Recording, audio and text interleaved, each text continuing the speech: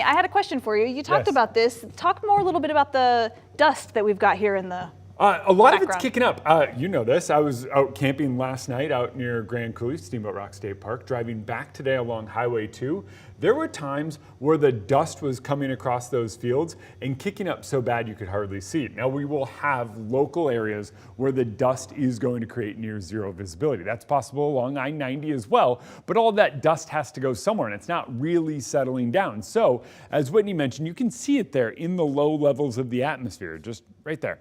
That blowing dust still going to be a factor this evening. It's strong more westerly. It was southerly at first, now it's starting to shift, so that's a bit of good news. But what winds up happening is that we do get a little more potential for dust. We saw some strong wind gusts out near Ellensburg and in the Columbia Gorge earlier today, but then elsewhere, it's kind of been right where we expected, around 30, 35 miles per hour here in Spokane. A gust of 37 miles per hour earlier today. Expect that to eventually start to ebb. Our wind stays strong through this evening, kind of about midnight before it officially starts calming down.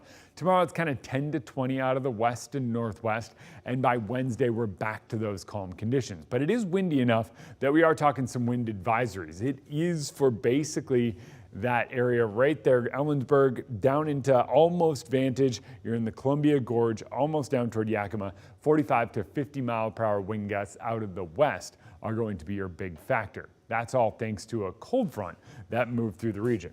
There's your frontal boundary.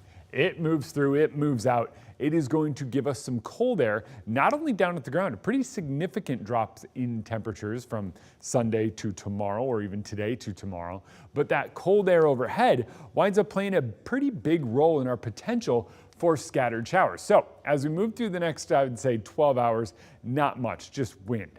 It eventually dies down, and tomorrow afternoon, we'll see a chance for these kind of isolated pop-up really light showers, maybe pockets of graupel.